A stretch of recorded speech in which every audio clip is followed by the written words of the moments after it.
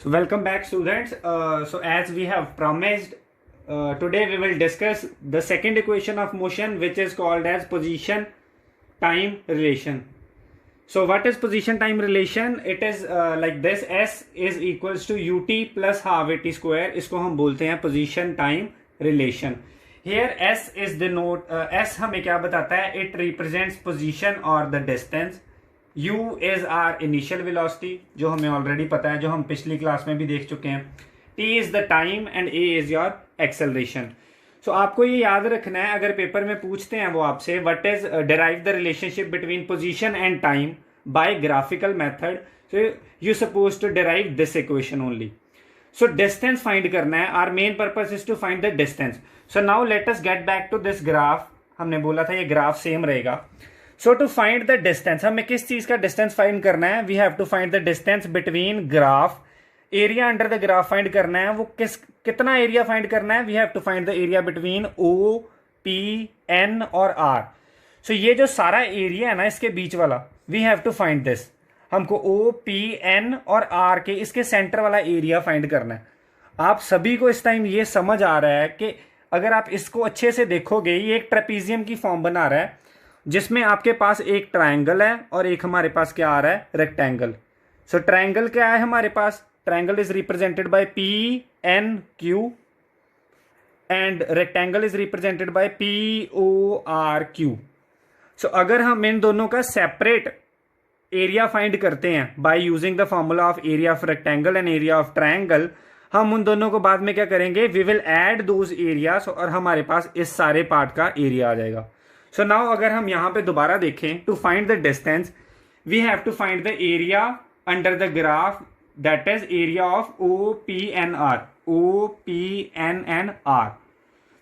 So let us break this area into two parts. To find the area of O P N R, break the area into two parts, which is area of triangle PQN, area of triangle PQ and N, plus area of rectangle OPQR, OPQR.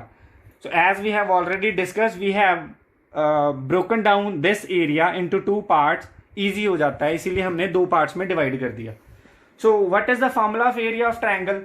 It is half into base into height. So इस वाले graph में जो base है वो बता रहा है that is represented by N Q, that is equals to V minus U, और जो उसकी हाइट है that is represented by P Q. So हम ये वैल्यूज को यहाँ पे फॉर्मूले पे सब्स्टिट्यूट करेंगे. अगर आप यहाँ पे देखोगे, यहाँ पे ट्रायंगल का फॉर्मूला है which is half into base into height.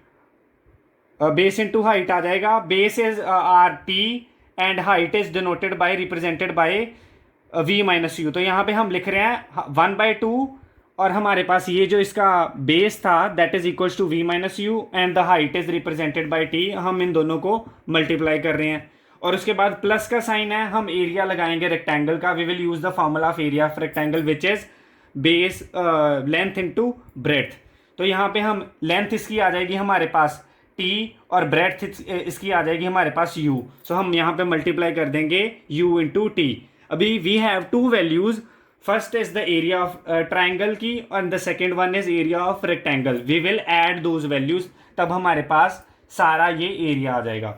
So in this part अगर आप यहाँ पे देखोगे, we have added these two areas. This is the area of rectangle and this is the area of triangle. यहाँ पे आपको एक ट्रिक यूज करनी है. We have to note it down. In the previous equation, first equation, हमने एक चीज की थी.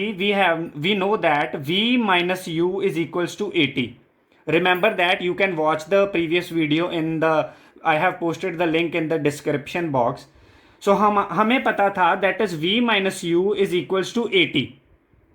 सो from the first equation of motion हमें वहां पे v माइनस यू की वैल्यू जो है वो यहाँ पे सब्स्टिट्यूट करनी है, which was equals to 80. So now you will substitute the value of v minus U. So here v minus you is 80. जब आप यहाँ पे 80 को सब्स्टिट्यूट करोगे then you will get 1/2 80 multiply by t. t and t will become t square and your final equation will become s is equals to ut plus half 80 square.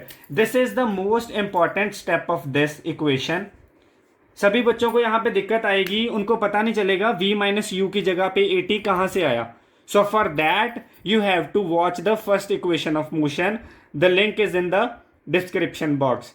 So now we are done with the second equation. We will discuss the third equation of motion again by using the same graph.